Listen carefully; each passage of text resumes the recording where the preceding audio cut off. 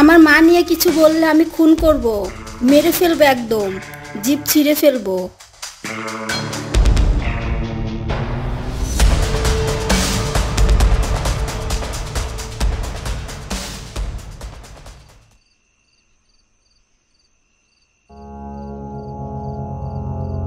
এই বেশ্যা, তোর এত তেজ বেশ্যা! কামরুল ভাই, এই বান্দিরে বান্দা লাগবে।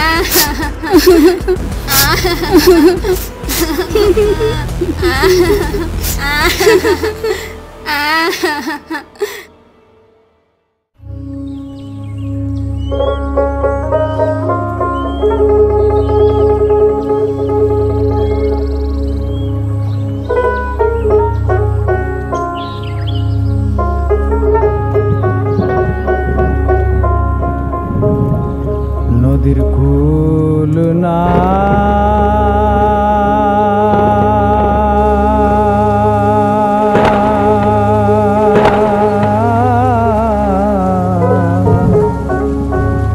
কিনার নাই রে,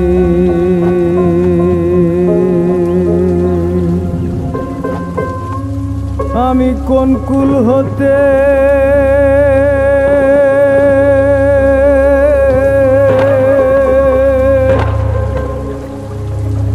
কোন কুলে যাব,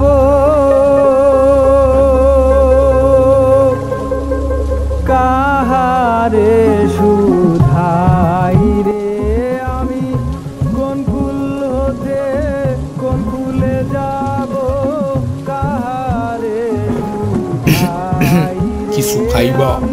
কাহারে শুধাই রে, আর কিছু আয়া পড়ছে।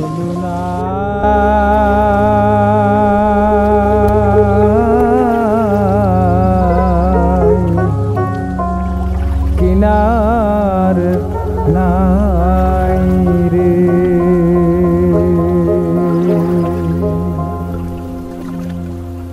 ওপারে মেঘের ঘটা কনক বিজলি ছটা, মাঝে নদী বহে সাই সাই রে,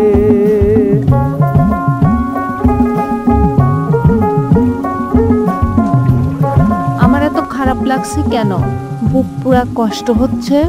ওপারে মেঘের ঘটা কনক বিজলি ছটা, মাঝে নদী বহে সাই সাই রে, আয়া পড়ছে তো, ওই যে বাজার ঘাট দেখা যাইতাছে।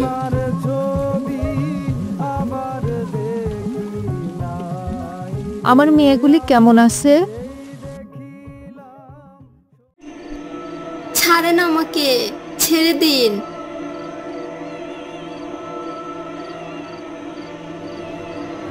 কামরুল চাচা, এটা ঠিক হচ্ছে না, মেয়েগুলোর অভিশাপে পুড়ে যাবেন।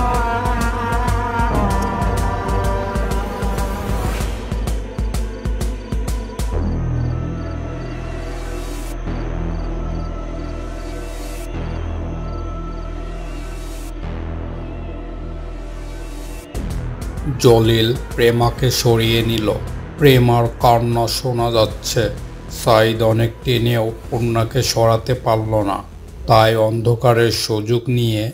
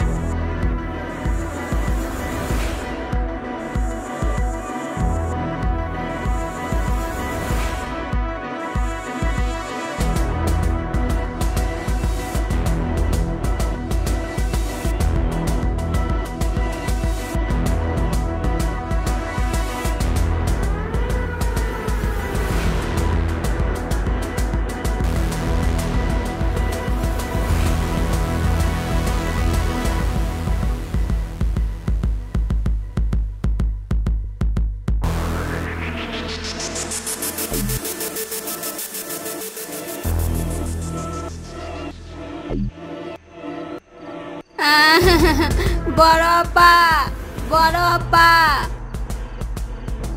মা কই তুমি? আপা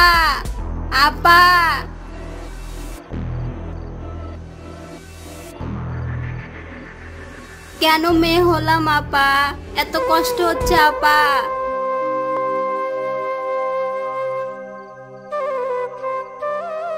নটিরে বান সাইদ। পূর্ণা ছেড়ে দে আমায়, বেঁচে থাকলে সব উসুল হবে, ছেড়ে দে।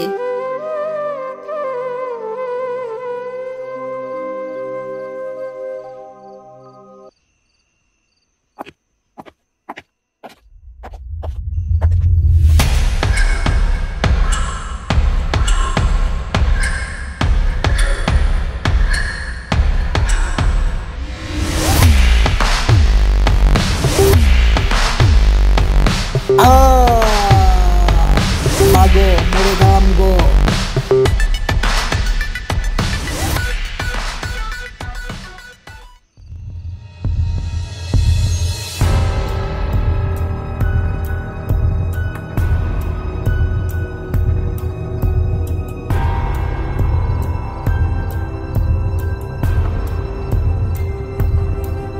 তোমরা থামো, এইটা কি করতেছ? থামো কইতাছি, সবাই সইরা আসো, থামো। পদ্মজা কাচুমাচু হয়ে শুয়ে রইল কাদায়। নিঃশ্বাস নিতে কষ্ট হচ্ছে। নাভির নিচে একটা লাথি পড়েছে বেশ জোরে। পূর্ণা জ্বরের তাপে অজ্ঞান হয়েছে। হেমলতার মা মঞ্জুরা বাড়িতে ঢুকে পদ্মজাকে এভাবে পড়ে থাকতে দেখে আঁতকে উঠল। এই শরীরে ধরম যাইব না, জানেন থাইকা। 2 দিন আমার মেয়েদের চোখের আড়াল করো না।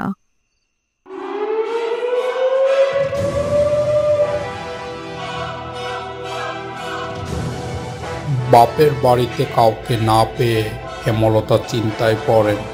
মসজিদ বললেন, আমার আর বাড়িতে গিয়া বইয়া আছে মনে হয়, আও বাড়িতে যাই।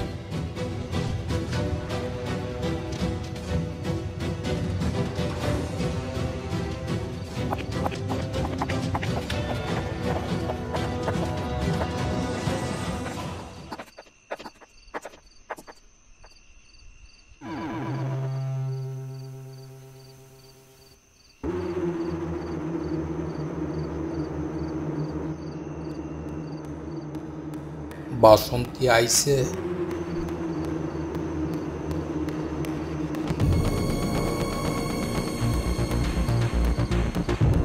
না না, হে আইব কেমনে, আর আইলেও যাইব গা কেন?